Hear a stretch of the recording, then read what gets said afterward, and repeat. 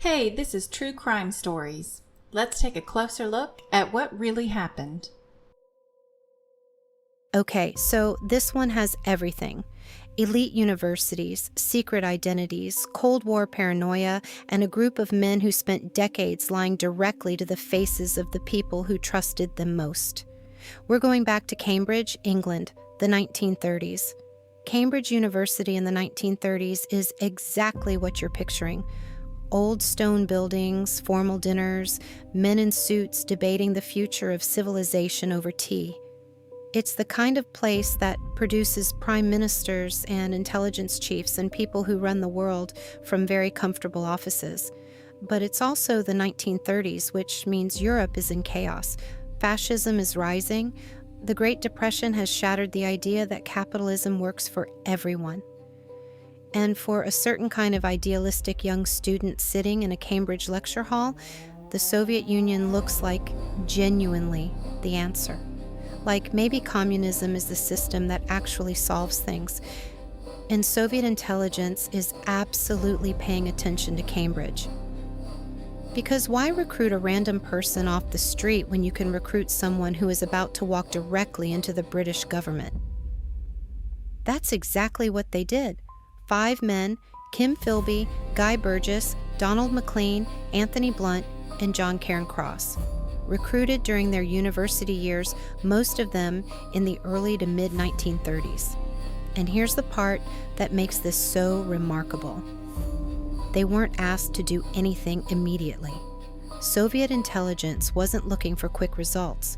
They were playing a very, very long game. The plan was simple and genuinely brilliant.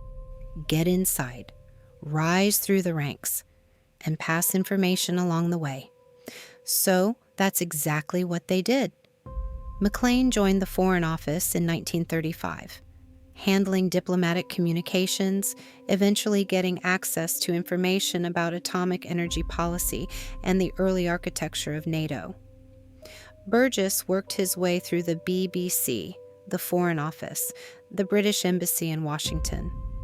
Blunt went into MI5 during the war, right into the Counterintelligence Division.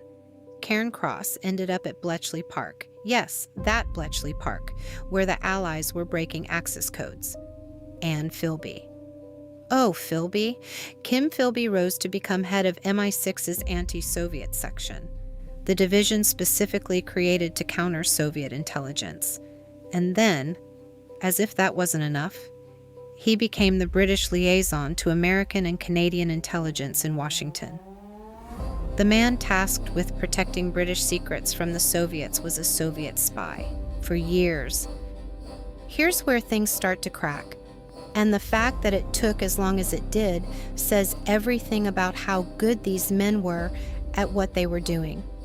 The first real break comes from an American signals intelligence program called Venona.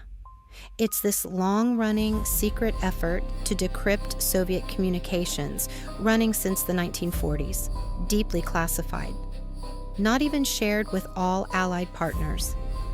By the early 1950s, Venona analysts have identified something alarming. There are references in Soviet communications to a British Foreign Office official who has been passing classified material to Soviet handlers. That official is Donald MacLean. And here's where it gets really interesting and really infuriating, depending on how you look at it. As British authorities start moving toward questioning MacLean, someone tips him off.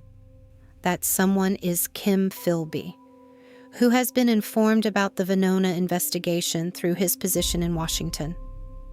Because of course he has. The fox is inside the henhouse. He knows exactly what's coming and he acts accordingly. In May 1951, MacLean and Burgess disappear. They travel through France and end up in the Soviet Union. And just like that, the British intelligence community has to confront something it really, really does not want to confront. 2 of their own just defected to Moscow. The investigation turns immediately to the network around them, and Philby is the obvious name. His closeness to Burgess, his position in Washington during the Venona period, his access to literally everything, it all points in one direction. He is recalled from Washington. He is questioned by Ernst 5. He is put through serious interrogation. And he sits there, calm as anything, and denies all of it. In 1955, the British government publicly clears him. A minister stands up in Parliament and essentially vouches for Kim Philby. Meanwhile, Blunt has been quietly identified internally as a Soviet agent. He confesses in 1964. But here's the kicker. He does it in exchange for immunity from prosecution and a guarantee that his confession will never be made public. So he just continues. He keeps his prestigious role as surveyor of the Queen's pictures. He goes to royal functions. He receives honors. Nobody knows. Let's talk about how this finally actually ends, because it takes a while. Philby manages to keep going until 1963. By that point, he's living in Beirut, working as a journalist, still, apparently, passing intelligence to Soviet handlers on the side, when a former colleague confronts him with evidence that can no longer be explained away. Philby understands what's coming, and he does what McLean and Burgess did 12 years earlier. He leaves. He turns up in Moscow in January 1963, where he lives out the rest of his life, dying there in 1988. So let's just do the full timeline, because it's important. McLean and Burgess defect in 1951.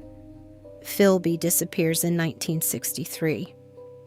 Blunt confesses in 1964, but the public doesn't find out until 1979, when Prime Minister Margaret Thatcher stands up in Parliament and finally confirms it. Cairn Cross isn't fully detailed in the public record until the 1990s.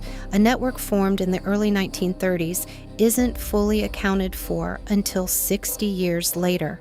60 years. And the damage these men caused is genuinely staggering when you look at it directly. Philby's access compromised joint British-American operations against the Soviet Union, including efforts to support anti-communist resistance movements in Albania and Ukraine, where the people involved were captured and killed because Moscow knew they were coming. McLean handed over Western strategic thinking during the formative years of NATO and the nuclear age. Blunt gave Soviet handlers a window into British counterintelligence and double-agent operations. But here's what really lands about this case. These men weren't external threats that slipped through a gap in the system. They were the system. Their credentials were real.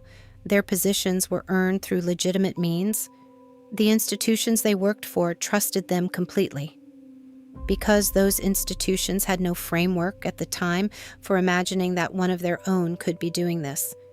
And the Venona program, the thing that finally cracked it open, couldn't even be used properly in legal proceedings because its existence was classified. So even when they knew, they couldn't fully act on what they knew. Kim Philby ran MI6's anti-Soviet operations for years. He was the anti-Soviet operation. And the Soviets knew everything.